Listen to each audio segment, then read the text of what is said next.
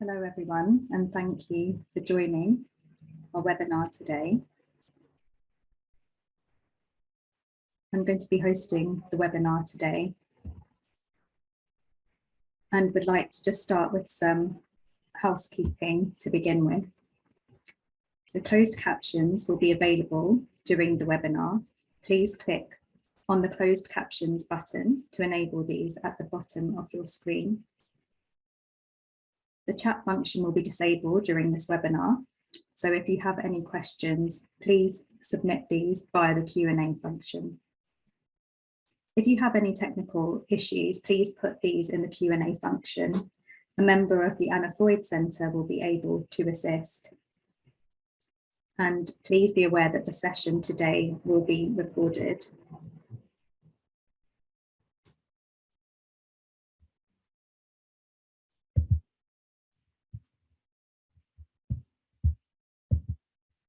As a bit of an introduction as to how the webinar came about, our colleague at the Anna Freud Centre, she put on a webinar during the coronavirus lockdown period. And this webinar today is a follow-on from the learning that accumulated in that period. And the main point was that it was a shared learning space of thinking together with other disciplines and other academic researchers. And we hope that the webinar today will give you all the opportunity to have a shared space for thinking and learning with a very diverse panel. And on that note, I would like to introduce our panel that we have joining us today, starting with Liz Pemberton, who I'm very pleased to introduce. Thank you, Abi. And also thank you for everybody who is joining this afternoon. It's really nice actually to be speaking about some of the work that I have been doing and have done now for close to 2 decades, thinking about anti-racist practice, primarily in the early years, but also thinking about how that links to shaping positive senses of self for children under 5, and also the impact, I guess, with regards to mental well-being, mental wellness, and how these things interlink with some of the topics that we're hopefully going to cover during our discussion this afternoon. The majority of the work that I've done in a professional capacity has been in the early years, but I'm also secondary trained and qualified. And during my time as a secondary school teacher, I taught health and social care, I taught childcare, and I taught drama. And I guess I was really interested to see who was coming into the sector, because I knew that the people working with children under 5 were the most important resources. And so I guess to that end, spending time having conversations with those adults who worked with children about expectations, understanding how to build a positive sense of self, particularly thinking about those children who are racially minoritized, and thinking about the ways in which adult interactions impacted on those children for the rest of their lives. I worked as an early years manager, a nursery manager, from about 2004 up until 2020, the start of the first lockdown. And during that time, managed a setting that was primarily serving children and families who were Black and brown. And it was really interesting looking at those racialized identities, the cultural diversity, the multilingualism, and all of those rich areas, rich nuanced areas of difference within the nursery community, and how these things really lent themselves to important development areas for all of us as the adults who were, responsible for creating a positive environment, because we really positioned ourselves as the learners, the children, and the families were the teachers, actually. And so when we thought about that, and certainly as a nursery manager, when I thought about that, I looked at some of those wider structural and systemic issues which really impacted the children and the families in the setting. And when I started thinking about developing this work further, having closed the nursery in 2020, I thought a really good way of doing that would be to set up my own training and consultancy company.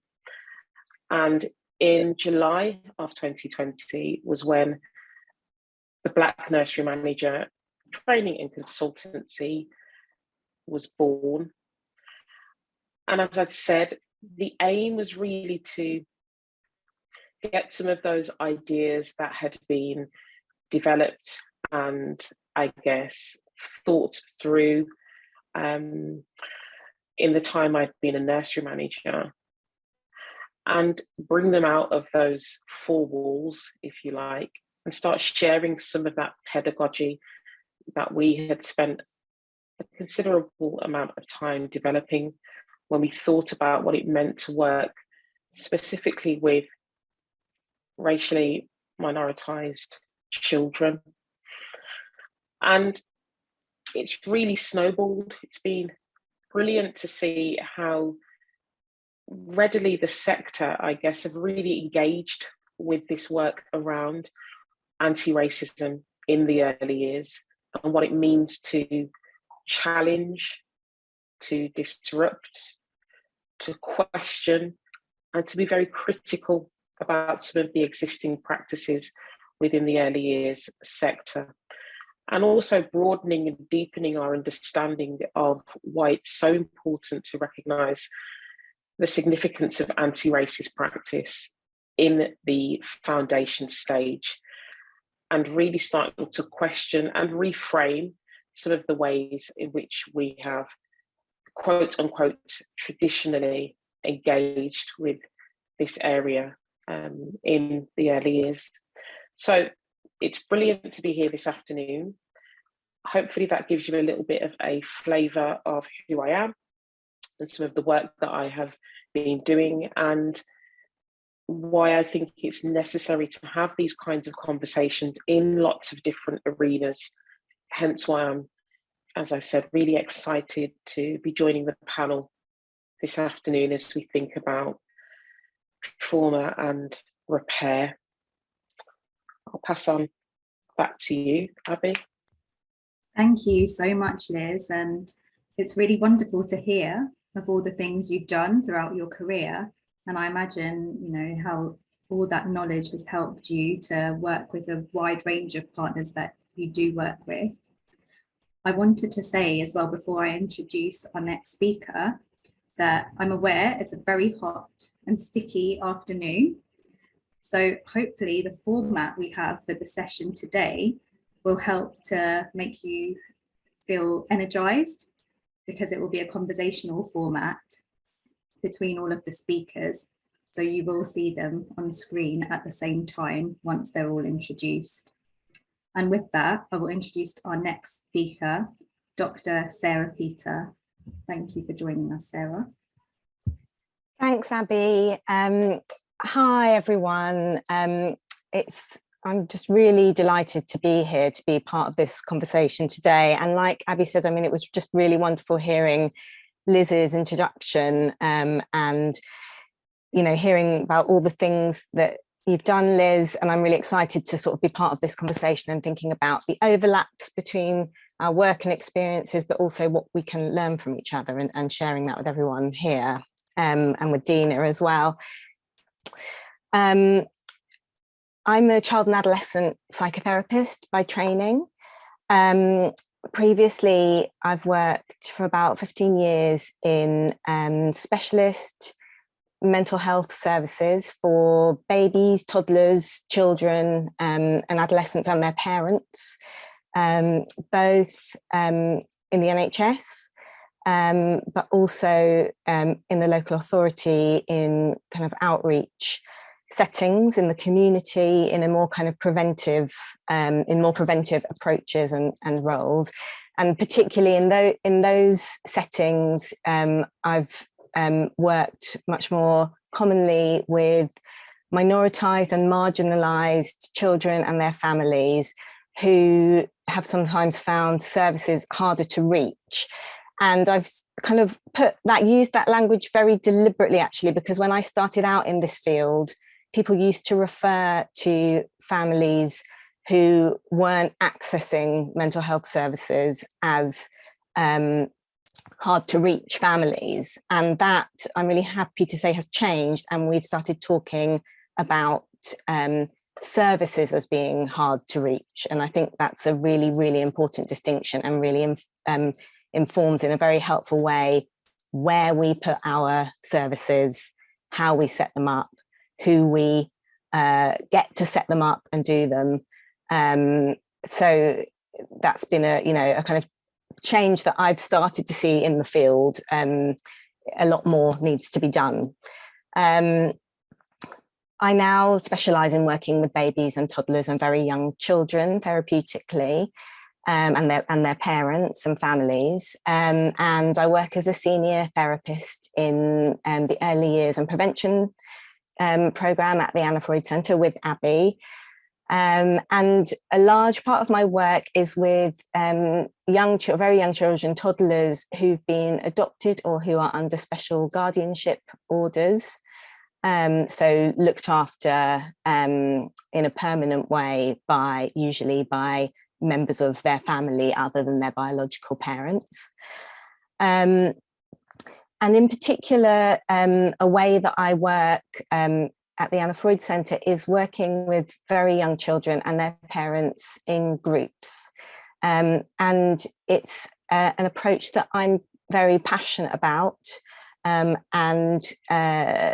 in a way would like to do a lot more of. And the reason is that while there's lots of benefits of individual therapeutic work, what I love about groups is that they foreground much more than individual therapies, the kind of contextual, social, cultural elements that play a part in families experiencing difficulties and challenges. And they also draw on the community and on peers to be part of the support where children and families are struggling. And I find that it's an effective and actually extremely powerful and much more democratic way of working therapeutically. So I'm really looking forward to thinking about that, and hopefully lots of other things, hopefully lots of surprising things with everyone on the panel today. And just to say, this is, I think, is one of those times when Zoom is, at least from my perspective, Zoom is kind of better than real life in that it's amazing to have so many people here. And also, I mean, I'm a bit terrified of having so many people, but it's slightly less terrifying doing it in this way. So really lovely to be able to sort of have such a big audience and think hopefully with so many people. Thank you so much, Sarah. And I have the pleasure of working with you. I know the audience will be very privileged in hearing the work that you do at the centre and how it links into our topic of trauma and repair. And finally, I'd like to introduce Dina, who is our final speaker. Dina. Thank you, Abby, and thank you, everybody. I'm Dina kosherek. I am a parent participation advisor at the National Center for Family Hubs. And that means I'm an expert by experience. I'm an adoptive parent of 2 teenage girls who were placed with us at the very end of the early years. They were 5. And we've been a family for 10 years. And so I'm living it basically. I am. My family is dealing with the consequences of experiencing severe trauma in the early years.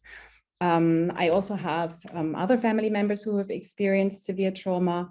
Some of them are neurodiverse. And so I've spent a lot of time, and I'm still spending a lot of time thinking about repair and how we can help children to repair. And I'm really thrilled to hear about any kind of prevention, because then, yeah, well, without prevention, with good prevention, I wouldn't have the challenges we're facing with in my family right now. And yeah, that's really great to hear. And I'm also I'm an independent panel member at Family Futures, and I'm very much looking forward to this discussion. Thank you. Thank you, Dina. It's a pleasure to have you here today, and you bring with you so much knowledge and experience about the parent experience from a very personal perspective. So I'd like to welcome the panel members to turn your cameras back on so we can have our discussion now, start the discussion. And I thought what would be helpful for the attendees if we define some of the terms we're going to use in this webinar to begin with. If it's okay, can I start with you, Liz, to define some of the key terms that you might use within the webinar today? Absolutely, Abi. I'm thinking really about how I'm linking into what Sarah had said, using words with intention. So when I think about racially minoritized children, I'd like for us to think about these children and families being minoritized as a result of systems and structures. I want us to be clear about that. I may also use the term global majority in reference to children and families, because I want us to start thinking about racism in a global sense and not just in a localized sense. But I also, again, want us to think about how we encapsulate so many different racialized identities within the world, as opposed to just in, the UK, for example. So when I think about the global majority, I think about a brilliant scholar, Rosemary Campbell-Stevens, who has just written a book actually about global majority and educational leadership that talks about the global majority being 85% and people who are racialized as whites being 15%. And it gets us to think about the ways in which racism operates and like being about power.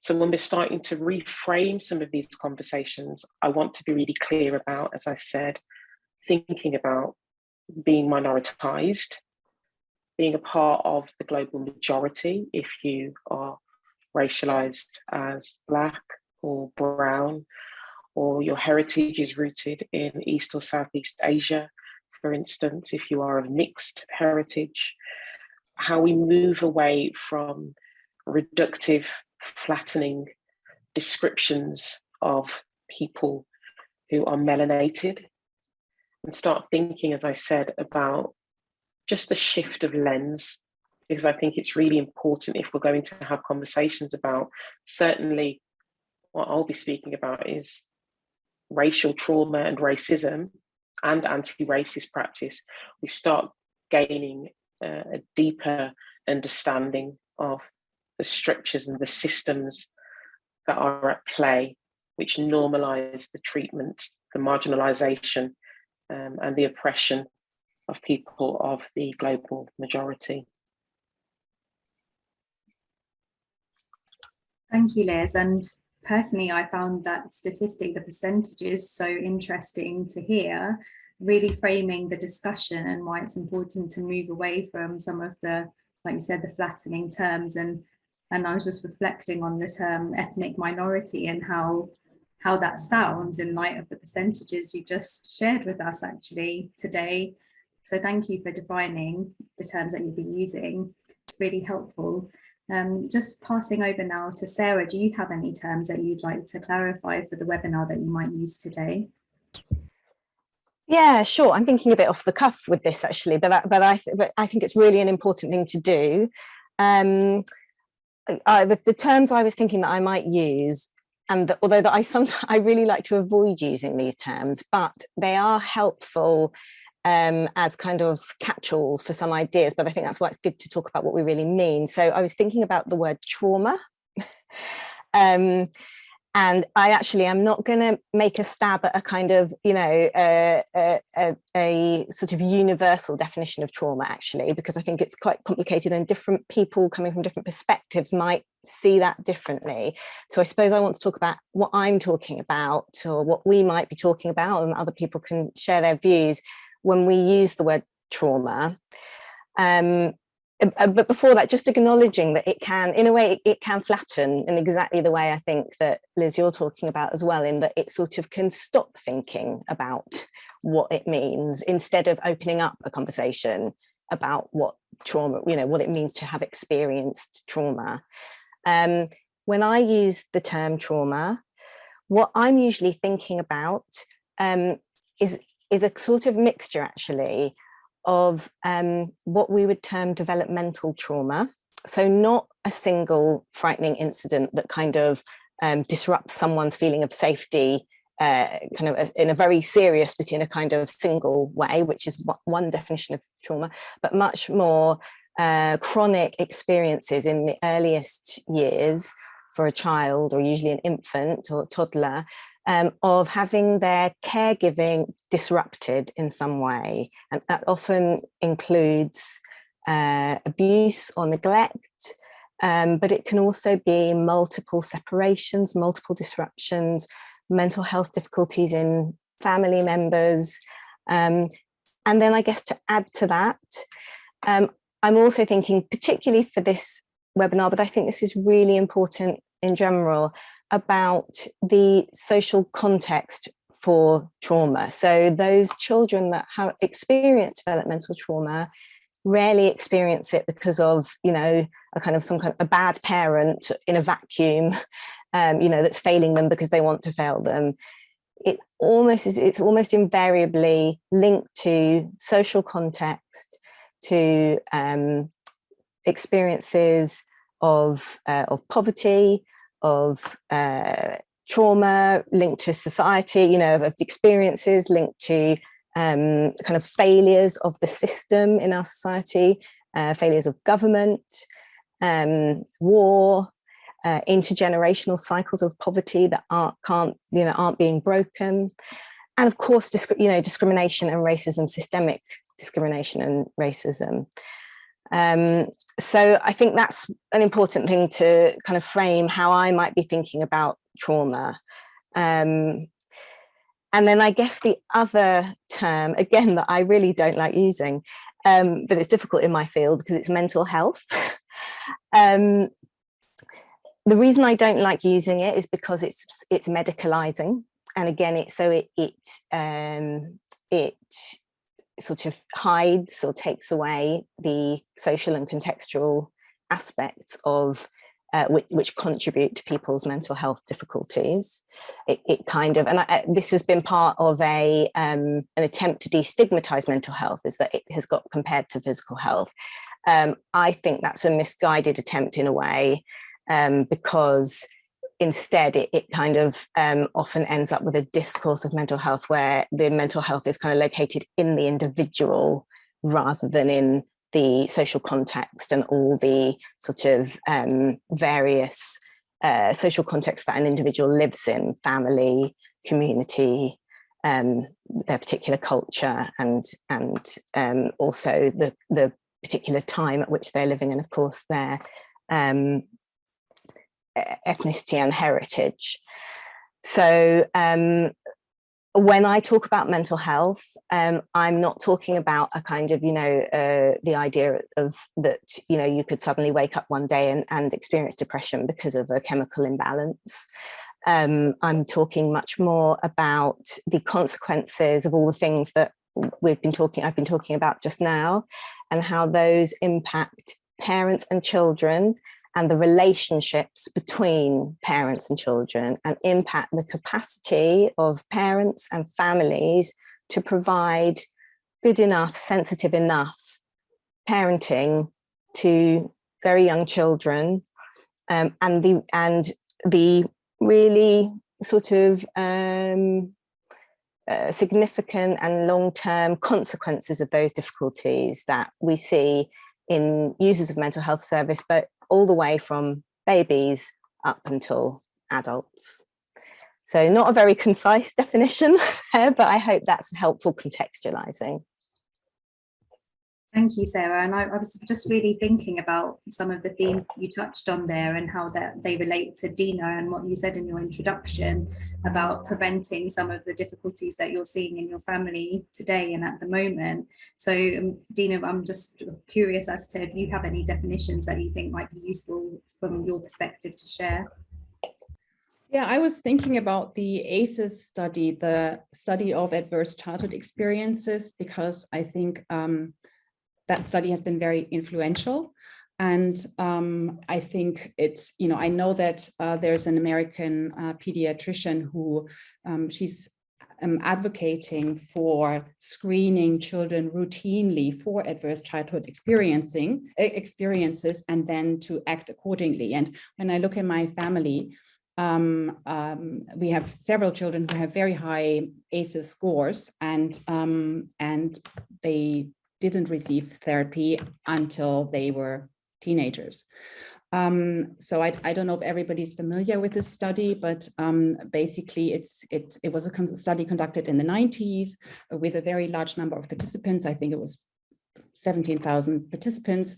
And they asked people for certain categories of adverse childhood experiences, which covered neglect, abuse, the death of a parent, and they had 10 categories. And then they correlated that with health and well-being outcomes. And what they found was that a large part of the population had at least one ACE. And once people had more than 4 ACEs, they had much increased risks for health impacts and well-being impacts, negative ones. So they were more likely to be homeless, to suffer mental health problems, to suffer physical problems like cancer. And so there were 40 different negative implications, and all of that resulted in a 20-year reduced life expectancy. That's on average, of course. That's not every person. We all know trauma affects people very individually, but this was a large number of participants. And I think that's when you hear these figures, you really understand how serious it is. What massive impact developmental trauma has on people, and that repair is really very difficult. It's possible. It's, I think, to me, when in my family life, what I see more of is actually management, that we know each other, my children and other family members know what they react to, and we all manage that. And yeah, that's sort of more how I think about repair than, actually resetting to zero and starting afresh. That's not possible. Thank you, Dina. That's really helpful to recap the study for people who are unfamiliar, and to give that reminder really that repair is possible, but to kind of erase the experience completely, that's not something that can happen. But going back to the points earlier about prevention, I think is really key here. And on the note about the ACEs study and thinking about kind of multiple layers of disadvantage, I was wondering, thinking now around the themes of kind of, Sarah, you mentioned earlier, intergenerational trauma, and Liz, this would be something I think you'd be able to speak about as well. And all three of you have experiences and research to input here in terms of the theme. So I'm wondering if we can start. So we'll start with kind of talking about the trauma, and then we'll move on to more of the repair element, hopefully naturally, as we go through the discussion. Liz, would you like to contribute? Yeah, I was just thinking again, listening to Dina and listening to Sarah, how well paired this conversation is going to be and how we can complement so many of the experiences and our backgrounds, and thinking particularly about intergenerational trauma. My mind is instantly going to the figures and the studies that we know around Black maternal health. So if we're thinking about the Embrace report, which tells us now currently Black women are 4 times more likely to die in childbirth than their white counterparts, what that means for intergenerational trauma, what that means for the system, the structure, the things that are embedded, and also the normalizing of that.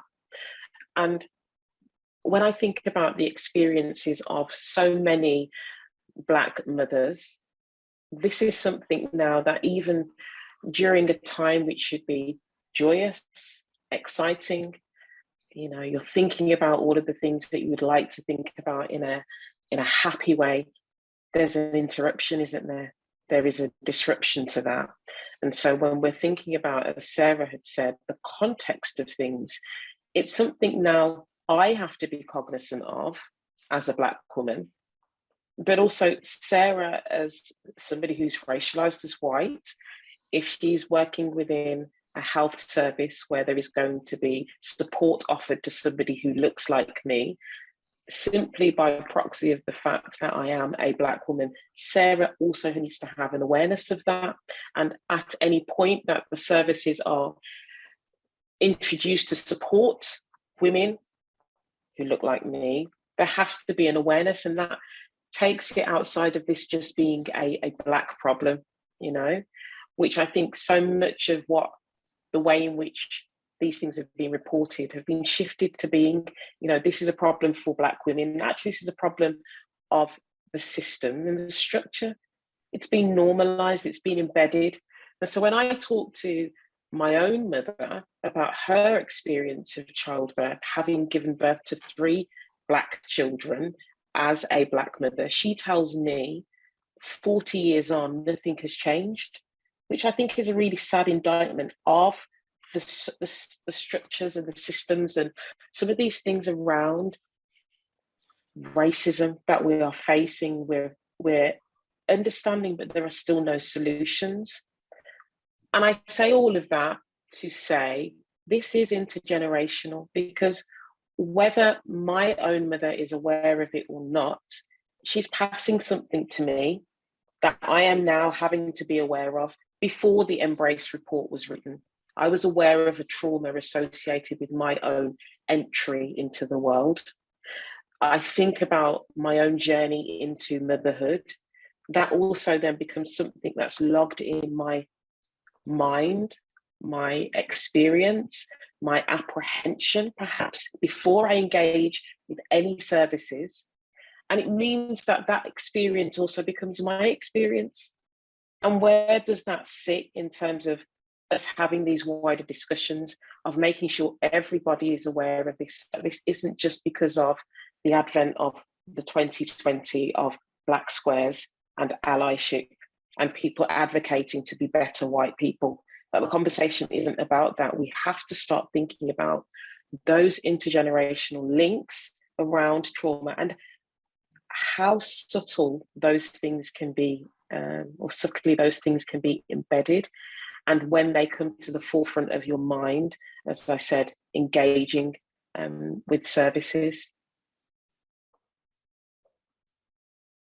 Thanks, Liz. And what hearing you speak just now made me think of a few different things there. I think I was thinking about some of the other, so firstly, it's hard every time I hear that statistic, it's hard, but as you said, it's, it becomes a kind of a problem for the minoritized Black person, whereas it's actually a problem for the structures around the person, for people, for one, to be aware of, but to understand possibly the historical context that feeds into some of these statistics that we're hearing. And from an adoption perspective, it made me think of the stats around adoption and how children, you know, who are Black are kind of more likely to be taken into care, and how they're less likely to be adopted as well.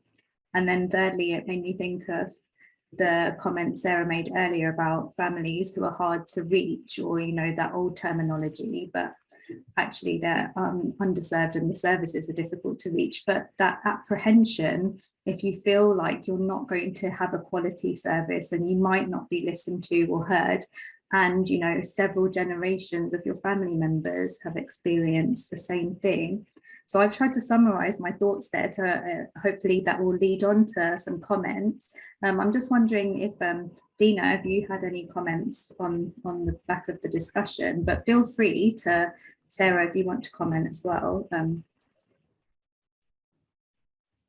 Well, I very much agree. We are a transracial family. My children belong to ethnic minority that suffers severe discrimination, and my children are Roma. And when I talk to people, I can really, I'm confronted with prejudice against the Roma, and very, very few people know where certain behaviors come from. That, for instance, poor school attendance of Roma children. Roma children historically were not allowed to go to school. So it's first the white majority excludes these children, and now when the community has adapted to that situation, the community is being told you're failing. So yeah, I can very much relate to what Liz has said. Shall I go, Abby? Yeah. I mean, that's, yeah, I mean, there's so much there. I'm sort of thinking where to start in a way, or I think what listening to you all was making me think about, you know, I think what's important, one of the important things is to acknowledge the complexity. So Dina, you just gave us a really good example of just the complexity of, and how much you need to know and understand actually to get how the system discriminates. And then also from what Liz was saying, that that there really are no easy solutions to this at all, but that what's really important is starting to become aware and acknowledging it, and not being frightened to acknowledge it because you're frightened that you can't do anything about it, which I think sometimes happens to professionals working in the field. Professionals, I think, are racist for lots of reasons, but I think that's one of them. I think, you know, I was thinking about what you said, Liz, about what, you know, what, for example, you or, you know, a Black person trying to access a service might bring with them to the service, and the complexities of that, and that being different for each individual person, but also being linked to, you know, a kind of historical and political context, and how, you know, how then that gets played out in the encounter, in the clinical encounter.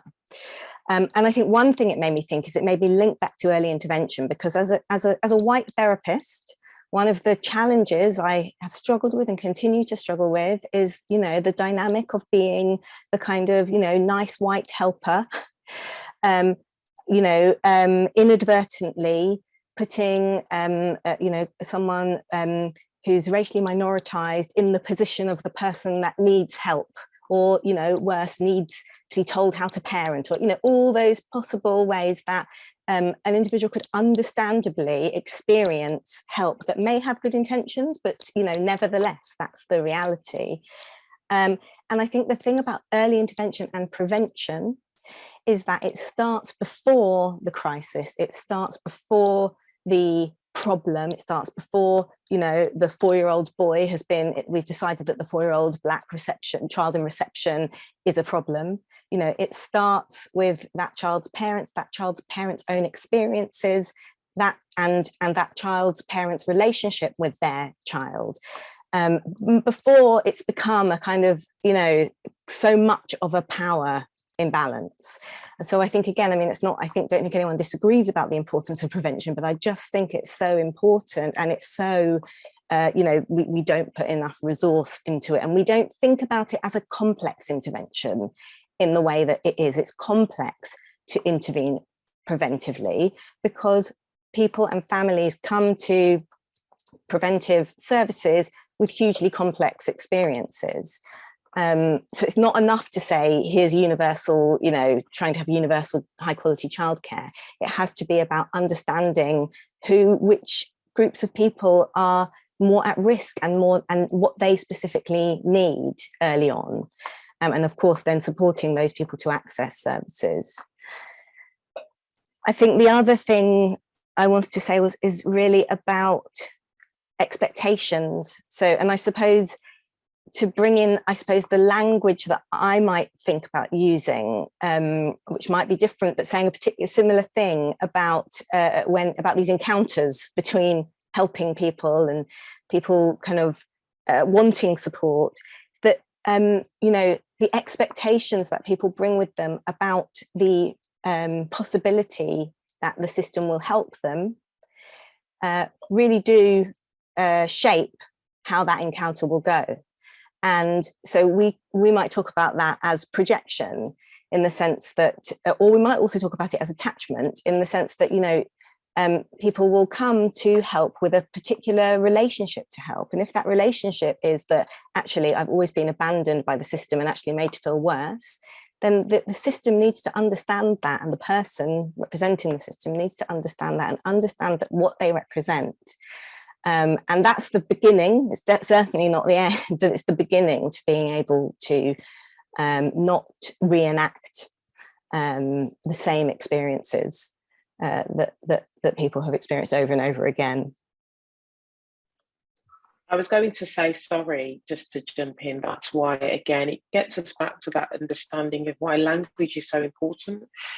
And often when we're thinking about racism and bias, and the word unconscious being put before bias, I think what it does is it takes away accountability. And what we need to be moving towards is accountability and understanding that, and being very conscious of the fact that we all hold bias, but being aware of when that bias kicks in. And we can only do that if we're ready to get into a space of accountability and acknowledging we are all cogs in the system. And there are things that I am going to be able to do because of my own identity markers and where they intersect. And there are things that I'm going to find more difficult, but accepting that I'm willing to be vulnerable, in understanding that I'm not going to be able to get everything right. And I just think, as listening to you, Sarah, what was so poignant for me is that understanding of that vulnerability and willing to be vulnerable. Because I think we are human. We need to remember there's humanity attached to all of this that we're discussing. But there has to be this drive to move forward into accepting the accountability that we have in the work that we do. And so when I come here and I speak about being an anti-racist trainer, consultant, I am cognizant of the fact that my work is primarily about disruption. It is about challenge. It is about leaning into everything that people may think or feel is awkward or difficult or brave, which is often a word that's leveraged towards me. You're so courageous. What you're doing is really brave. No, this is my lived experience. I have no choice but to be. I have to do this. And so it's about being really aware of what it means to hold different identity markers, where they intersect, and looking at privilege and oppression on a scale, because we all have varying degrees of privilege. If we start to understand where and how our identity markers intersect, we know it's not just cut and dry. It's not because I am Black, I am oppressed, and if you are white, you are privileged. It is much more, as you said, it's complex, it's nuanced, and we have to get into those conversations about nuance to really start to gather an understanding that serves us all. Thank you, Liz and Sarah. Some, such good points that you made there. One thing I was picking up on from what you said, Sarah, was around prevention, and almost that idea that actually doing the work that Liz is describing, the disruptive work, that's not easy. It's actually really challenging, and it feels uncomfortable, but that is prevention. So the anti-racist work is prevention of trauma, actually. So I know a lot of the people here will be from early year settings, and you said earlier that it can be sometimes difficult to think about how we can, what we can do, but taking that accountability and responsibility for this preventative work is really key. And Liz, you spoke about, being called brave, and I was thinking about the term kind of culture wars and how that's used in relation to, this perception that people are brave for doing this work, and a point to bring it back, that this isn't just about being brave. This is our lives. This is about the lives of the next generation coming up. And it's beyond being brave, and it's much bigger than it being a culture war, which reduces it to something, I feel. Abi, can I come in there, because something you made me, I was also very kind of, I love the word disruption. I really, really love that word. Although, to acknowledge it's not easy to be a disruptor. It's really, really hard. And I guess it made me link back to something Dina said in my mind about repair, and that, and I was really kind of so, not pleased because it's painful, but, I so agree with that. Often as a therapist, people come to you expecting you to repair. And I think it's really important. In fact, part of the therapeutic relationship is gradually coming to understand together that actually you're not going to fix things. It's much more of a process. And I think disruption has its part in that. There's a kind of parallel process, which is, in my experience, tolerating and surviving disruptions, whether that's, as a professional with someone coming and talking to you about your bias and your accountability for your bias, and, that sort of disruption, or the disruptions that happen, in family life as a result of developmental trauma. It's tolerating, being able to accept, stay with, not close off from, and listen and process those disruptions. That, to me, that is the therapeutic process, really. There's other bits, of course, but I think that's a central aspect of the therapeutic process, and it's important. It's, in a way, understanding that is kind of half the work. Because when you move away from thinking, right, we've got to repair this, I've got to have a positive relationship with my child every day, or I've got to feel that I'm being a perfect parent, accepting that that's not the reality for anyone anyway, but also that what really helps your very young children to develop, a secure attachment, for example, is the experience that they can fall apart, or they can, hugely disrupt your life, and it's not that you're going to let them do whatever they want, but you are going to stay with the feeling. You're going to help them feel that they can let you know all their feelings, not just their good feelings. That you as a parent can accept your own negative feelings towards your child, so that, are counterpart to your positive ones. All those things, that's what produces emotional health. It's what produces secure attachment. And it's what makes an individual more likely to have better outcomes. Again, it's a bit reductive, but I hope people get my point, that it's much more about welcoming and surviving disruptions than about trying to avoid them. And I think there's a parallel there, between the kind of micro and the macro that we're talking about. And Sarah, just leading on from that point, I was thinking about families, where I think there's a narrative around children in the early years, and it being really difficult to talk about culture, to talk about racism, to have these open discussions around, the adversity these children might experience, because you don't want to, ruin them or corrupt them or disrupt their innocence. And I was just thinking about finding out more from your perspectives on this. I think would be really great to hear. Dina, would you like to share? And then I'll go to Liz afterwards, if that's okay. Yeah, if I could just go back to the disruption for a minute, it's, when I think about disruption, for me, a topic that immediately comes to my mind is education, where, my children belong to an ethnic minority, they have suffered severe trauma, so teachers immediately have certain expectations or non-expectations of my children. And we've been mostly very, very lucky. But I think a lot of the racism in schools is very undercurrent. Yeah, as a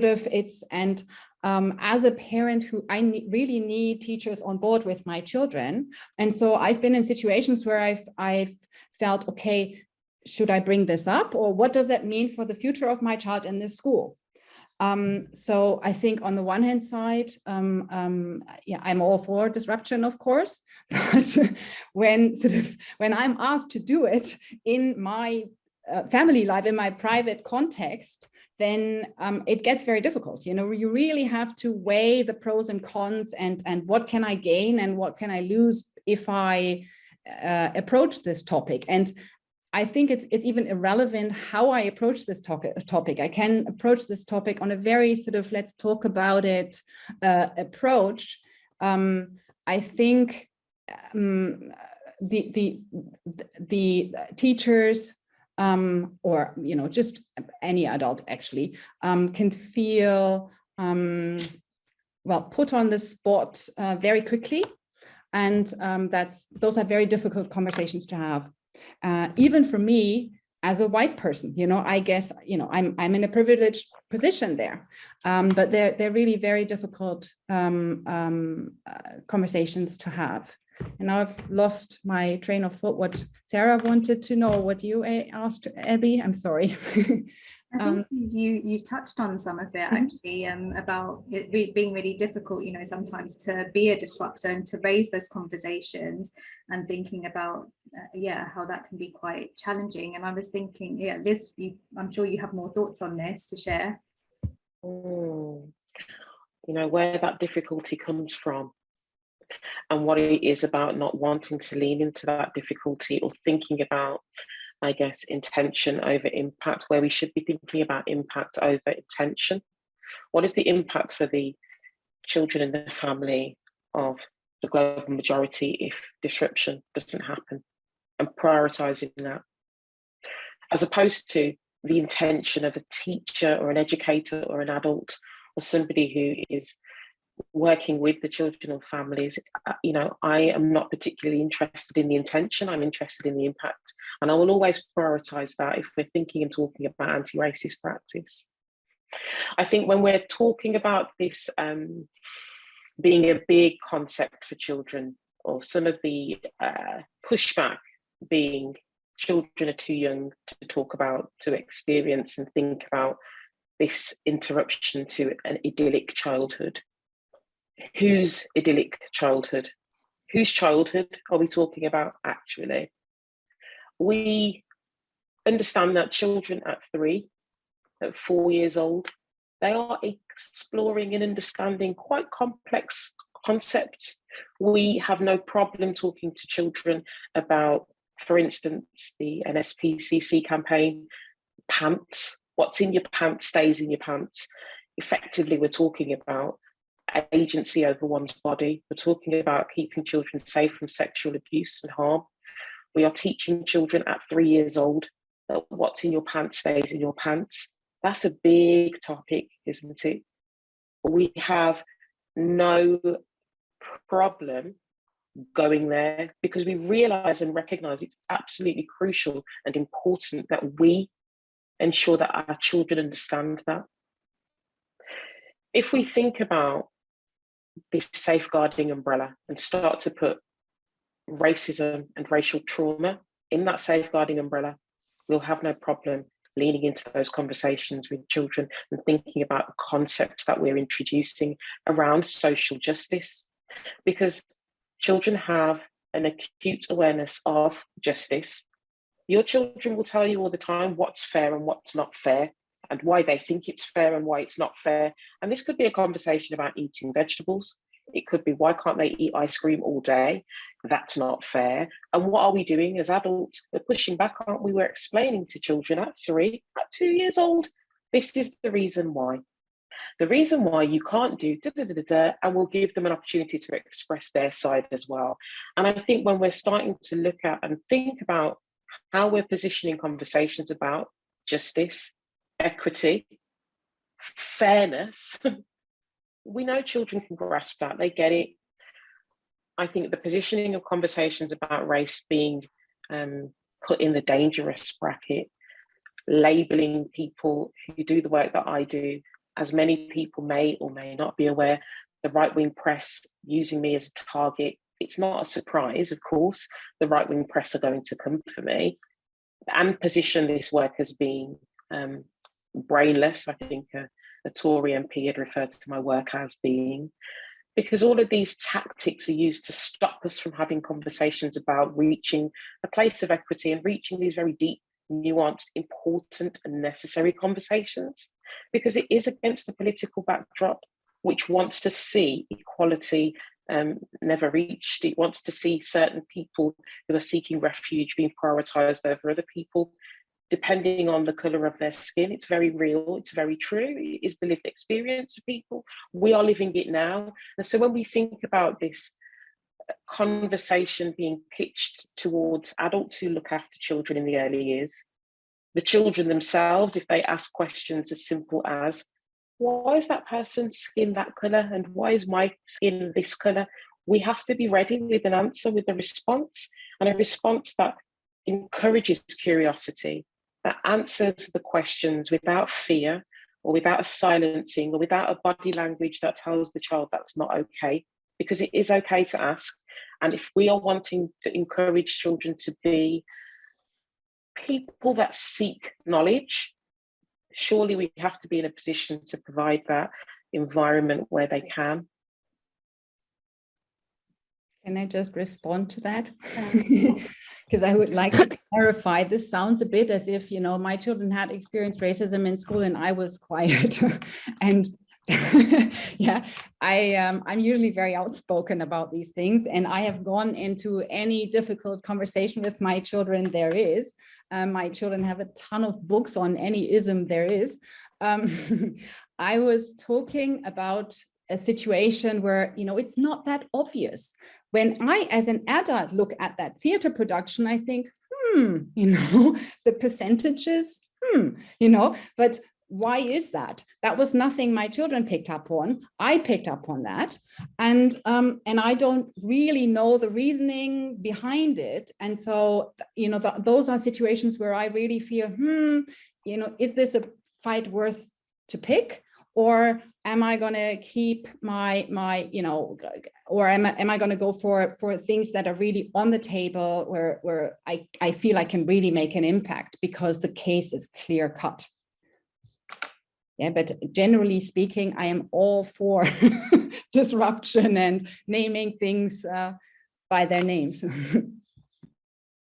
Thank you, Dina. I think that's an area most of the audience might even agree that it's really difficult to grapple with, and the panel too, where going back to when we're thinking about racism, and you know that it's not always overt acts of racism. We're thinking about aversive racism that's less easy to challenge, and is evident in some of the events that Liz is describing here, when you can see different groups of people being treated differently, but there is no overt statement about why that treatment is different.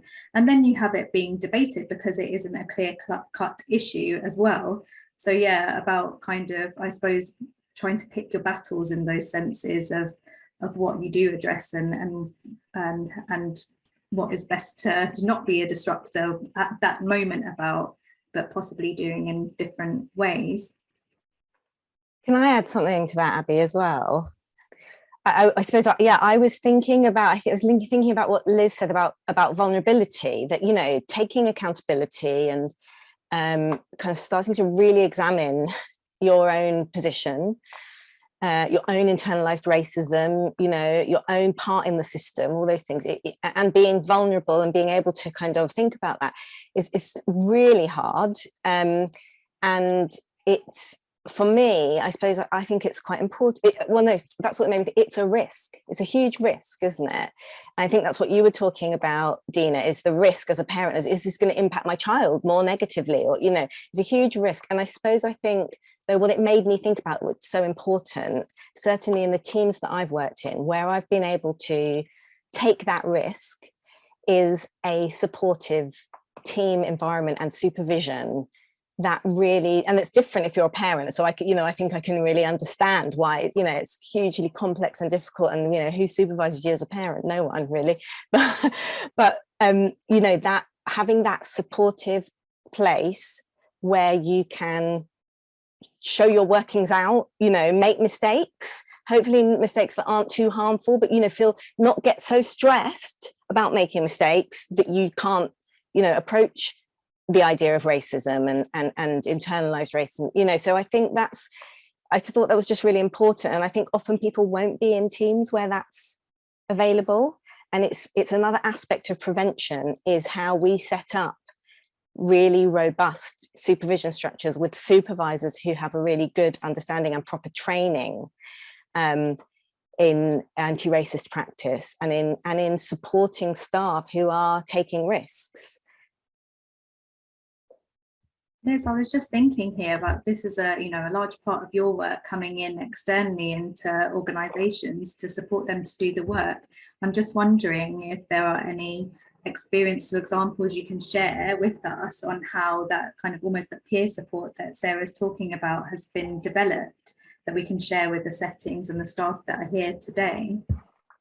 I think what is always happening is that people go in with these really great intentions. And so we come up against this thing again, intentions over impact. And it's been a very interesting journey, because I guess it varies depending on what kind of organisation I'm working with. There are many organisations that are responsible, whether directly or indirectly, for the care of children under 5.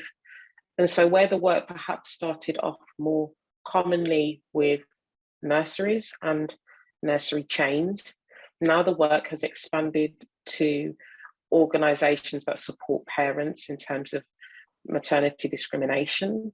This work has gone into working with school governors. This work has taken me into clinical spaces, and also as well in quite niche groups where they know they will have to support other adults who are looking after children. So they might not directly be with the children in the room, but they will be supporting other adults. And the responses have been very varied, also depending on the racialized identities of the people that are in the spaces that I'm training. So by and large, these are normally predominantly white spaces. I'm very aware that when I'm going into those spaces, sometimes I'm the only Black person. I am really aware that my positionality as a Black person, as a Black woman, going in and housing these thoughts, this delivery, the body that I inhabit, what that looks like, what that feels like in a white space. I often encounter white silence, which is a really interesting concept, actually, that Nova Reid, who is another anti-racist trainer and consultant, talks about the privilege of being able to be silent when conversations about racism are happening. And so leaning into that white silence, it requires me as a consultant, as a trainer, to sit in that space too. And we can all be silent, you know, but there's nothing wrong with that. People are collecting their thoughts. There's nothing wrong with that in terms of me also joining in that silence, because it's about this distribution, redistribution of power. But it's really about how we get into that space of what are the tools that we want to use to start dismantling, if we're not really ready to talk about it first, you know, to have the conversations.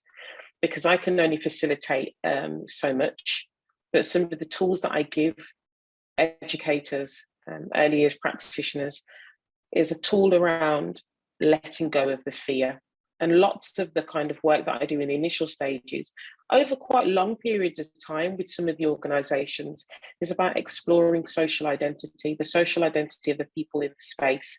So we really do this work around, who are you? I've told you who I am and talk about the work that I've done, but who are you? So we get back into that human element. So we do this activity around social identity, and I use a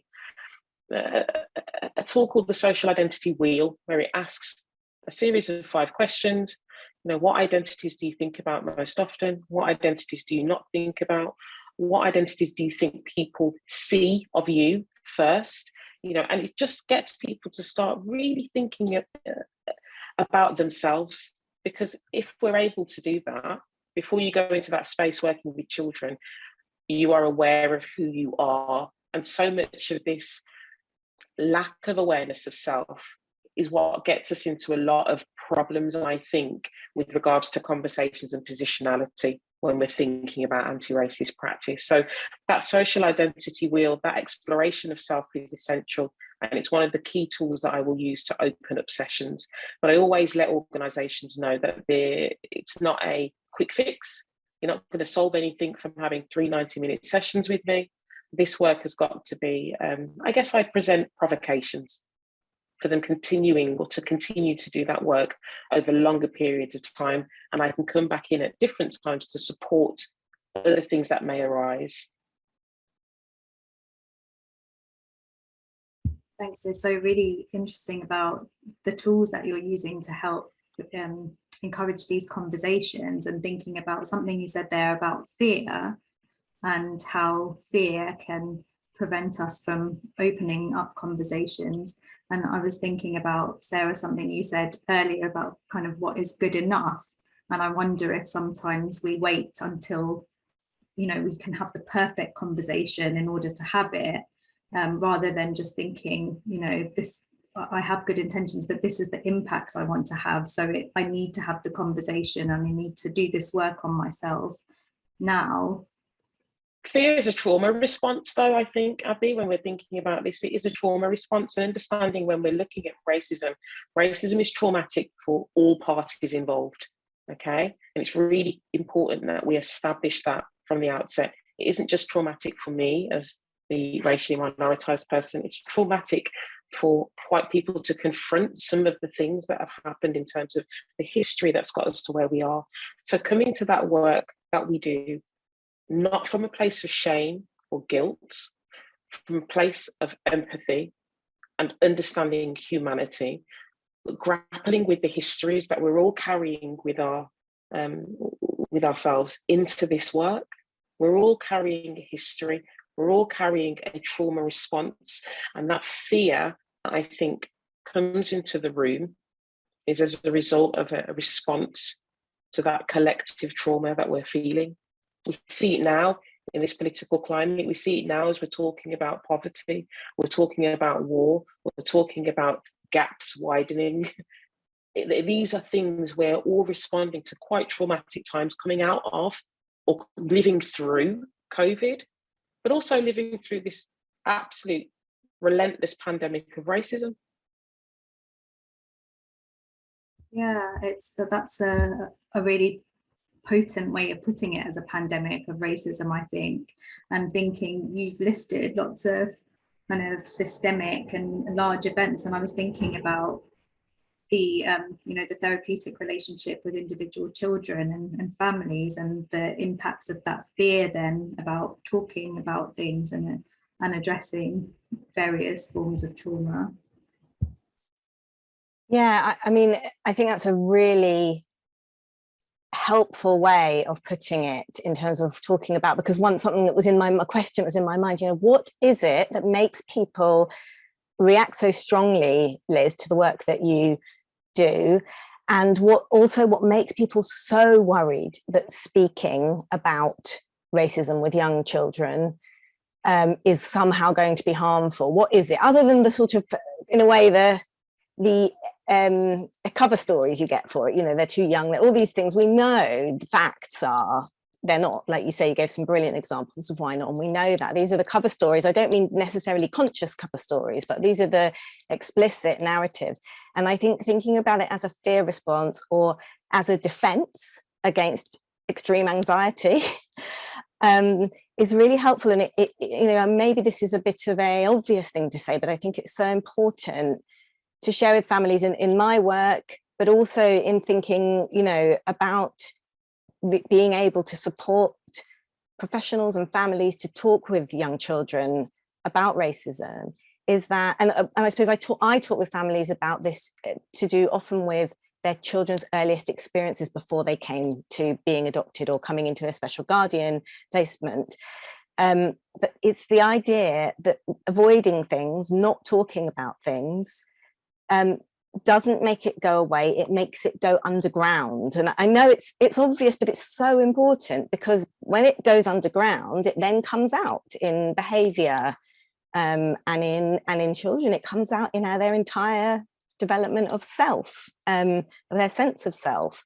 Both children that may, you know, are likely to be victims of racism, but as you said, Liz, as well, but also in children who may, you know, be more likely to hold kind of racist ideas and perspectives without even necessarily being aware of them. So I think that idea of a fear response, and that of course we don't, when people are afraid of things, we generally don't advise them just to avoid them. We keep people safe, but we don't, you know, we try and help people face difficult things. It seems very important to me. Yeah, I agree. And it's something that's really damaging to relationships. If your child sees reality and then you're telling your child reality isn't there, or reality is something different from what the child sees, then you're severely damaging your relationship to your child. And of course, relationships are at the core of healing trauma. So that has a really severe effect. That was a lovely point, Liz, about, you know, relationships being at the core of healing trauma. And I feel like quite a good ease into kind of us moving into talking about, we've been talking about repair, I think, throughout the whole conversation in certain aspects, but I wanted to pick up on something that when we had our discussion before coming to this webinar, we were talking about, you know, being a disruptor and the ways in which you have to look after yourself, and how to, you know, amidst all these difficult conversations and difficult things that are happening in society, how to give yourself that space to be able to hold these difficult conversations and do this important work. Yeah, I'd like to, I think, start with Liz here, if that's okay, and then Sarah and Dina. I think often is the case when we're talking about self-care, we need to be really clear about what it means, that it's more than going to have a pedicure or a manicure or a facial. It's more than those physical elements of looking after oneself and feeling good for the moment. And for me personally, of course, I'm constantly in the face of trauma. Actually, this work is extremely traumatic. It is relentless. It is draining. It's upsetting. It's distressing. And I understand that also a big part of this work is about how I spend time repairing with intention. So, of course, every week I have a really good, important therapy session with my therapist, and it is wonderful. It's restorative. It helps me to unpack and to unpick some of the things that I have faced throughout that week. It's essential. I couldn't do this work without having that at the end of every week, because I recognize as a Black woman, I am actually intentionally putting myself in harm's way. When we opened this and we thought about this online space being a space that is about accessibility, it's also a space of violence. And when we're thinking about the violence of racism and thinking about some of the work that I have been doing, I have to be really mindful about that, and also taking time to decompress. So to that end, I also make sure I don't take on too much in any one day. I know I only have a certain amount of hours that I'm willing to actually work, quote unquote, because this isn't something that I necessarily come into with a sense of enjoyment, but I come into it with a sense of hope. I guess that's the reason why I do this work. Hope, and also removing ego from it, that this work is not about me, it's bigger than me. This is about the children and the families of not just here and now, but in future generations. This is legacy work. And so when I understand the bigger mission around this, I guess it helps me to decenter even myself in this process, because I have to think about this being something essential if we're going to look at a society that we want to create in generations to come, way after I've gone and left this planet and this earth. But we have to leave our footprint, I think. So I guess in short, you know, therapy is essential, not taking on too many jobs in one day, really intentionally carving out that space to do nothing, rest as a form of resistance. I'm all for that, particularly for Black women, for Black people, that we as Black women are not mules. We are not here to be on constant tap to provide labour at your white friend's request or white people's request, that there is a time where you have to say no and be really, really proud to say no. I say no a lot and I enjoy it. I lean into no's as more than I do lean into yeses, but that's about preservation. And that's why I think we have to really look at rest as, you know, resistance, and enjoy that rest as well. Thank you, Liz. And that's a really nice way, I think, to move on to some of the questions we have. And we've had some really positive feedback as well. I just wanted to let you know. So thank you for your contributions. I'm looking at some of the questions that have come through. And there's a theme here around how do you kind of challenge feeling uncomfortable about challenging or about doing the work around racism, and one with a specific example about challenging traditional parenting aspects of minoritized groups. For example, if a professional is being told that there's a cultural difference within smacking. So quite a specific example, but the broader theme of feeling uncomfortable around challenging, I think.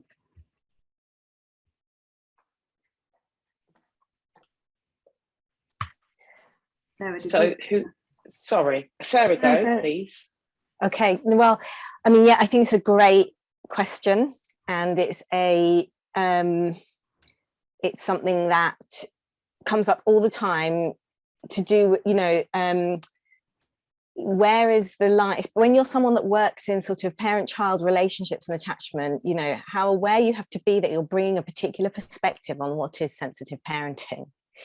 And that's difficult, and it can actually be quite paralyzing, I think, because you can get quite, you know, you can make it difficult to find the line between not coming with a very single kind of unified perspective on parenting practices, and disrupting and interrupting practices that you feel in your experience of being with a child in a family are harmful to that parent and to that child. And you know, I can't comment on this specific case, you know, the details of it, because I'm not there in the room. But from my experience, one of the helpful ways to start to think about that, I'm sure that Dina and Liz will have other different things that I can learn from as well. But I suppose in my experience, it's really, really important to start with trying to understand what's going on for the parent and for the child internally. So rather than starting with that's good or that's bad, or, you know, you need to stop that, or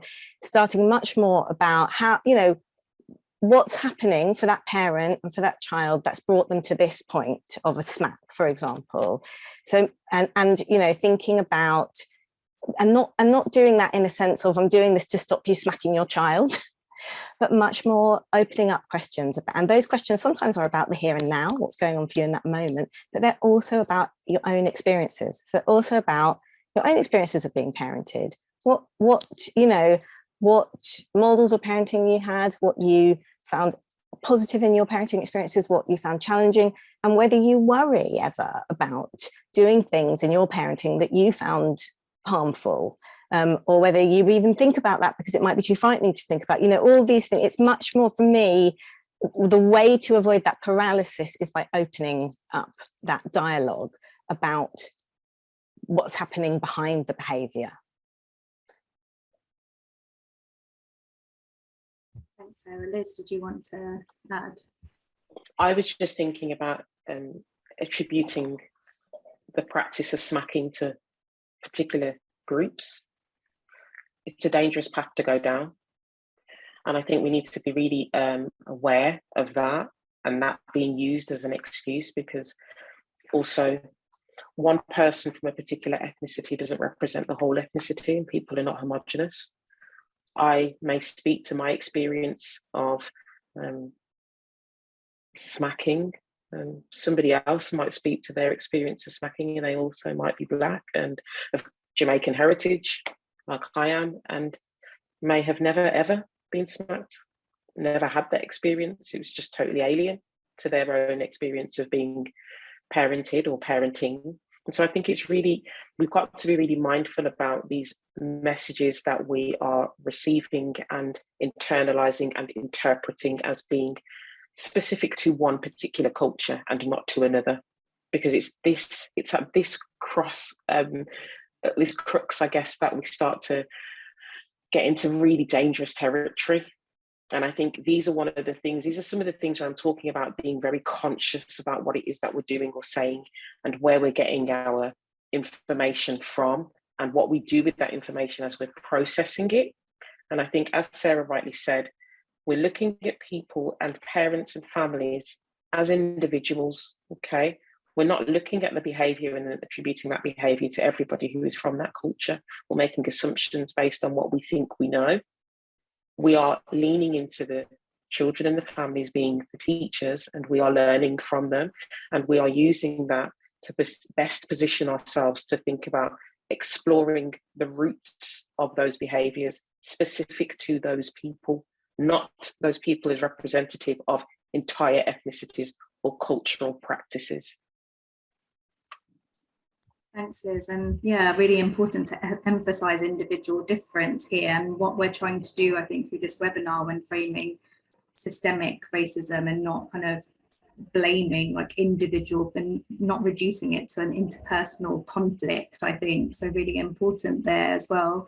I think we have time for one last question. And I think on the topic of repair, really, it would be helpful just to hear your thoughts about repair, because I think that, you know, in order to repair trauma, just to kind of revisit that idea of, in order to get to the point of repair, my understanding is that this whole, to kind of summarize the whole process, it's not a quick fix.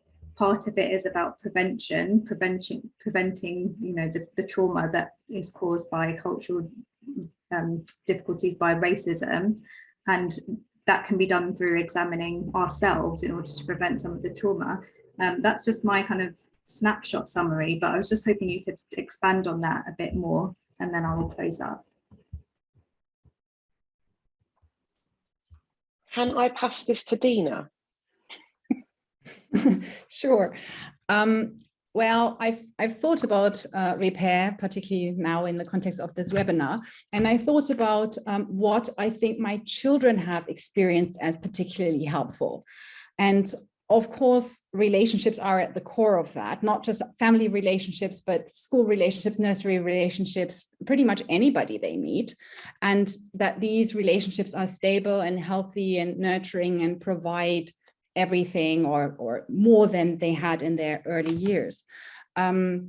What I also found extremely helpful, and what they found particularly helpful, is rules, routines, structures, sort of keeping it boring to an extent, keeping it very predictable, and yeah, sort of when my children were placed with us, every day was the same, and pretty much for years every day was the same, and that really helped them to feel safe, to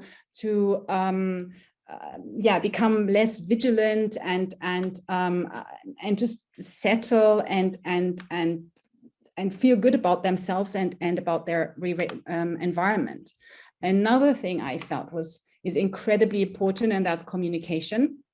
That in birth families, a lot of it is a given. The child is born into a family and grows up in that family and kind of just, yeah, sucks in that family's culture from birth. Whereas when children experience severe losses and are moved across families, then, you know, often they're taken away from their birth parent, then they go to foster care, maybe another foster carer. So you might be the fifth parent, or I was the fifth parent, for instance. Then you really need to consciously create a family culture. And we were very explicit about that, sort of have these rituals, but also we talked about a lot. I explained a lot. I explained every day, you know, this day is going to be like this and this and that, just to create predictability, to build trust, and yeah, to help my children feel safe. And so I think communication, both talking, but also listening and being able to sit with the negativity, to not brush things under the table, but to be able to hold those feelings for your child. Because if you can't even listen to it, how can you expect your child to live it? And they have lived it. And yeah, those were kind of the key points I came up with in terms of repair. But there are many more, of course. It's really helpful to hear your experience and how almost that mirrors, you know, the experience that Liz is talking about, having conversations, being open, how you achieve that in your family, and for the people in the settings, you know, how that routine and structure, it really helps children to kind of to make sense of what they've experienced. I think so, but we have to finish there, and I would like to say a huge thank you to our panel for joining us and for such a rich discussion, for so much thought-provoking content. I know I will go and think about this after we log off this session. And thank you to the participants for joining us. And it's, yeah, on such a hot and lovely evening now. Thank you so much for joining us. And I'd just like to share with you that a couple of things before we conclude, that this webinar today is part of a series, or it will lead on to our relaunch of the Early Years in Mind offer, where we will have a new format, so more of a conversational style of webinars. And one thing that we really wanted to bring in is to co-construct our webinars with people from different backgrounds, from different organization and professions as well. So it's not, we have a variety of people and lots of different types of thinking happening from lots of different angles. That's where some of this really interesting learning really happens, I think. And to say that it will be based on relational practice, which is in line with our approach at the Anna Freud Centre. And our next webinar that we'll be offering in October will be with Marvin Harrison from Dope Black Dads, and he will be joining us alongside NHS collaborators and a social worker with special educational needs expertise. So keep an eye out for that. And in the Family Hubs team, we will be having access and inclusion models and relational practice models coming up to support the Family Hubs team development. And I wanted to say as well, you'll be sent a link to a survey, and completion of the survey really helps us to know how useful these events were for you and what we can do differently in future. So please do complete that survey for us. That would be really helpful. And yeah, thanks again to Liz, to Dina, to Sarah for joining, and to all of you for attending. Thanks, Abi. Thanks, everyone. Thank you, everyone. Thank you, everybody.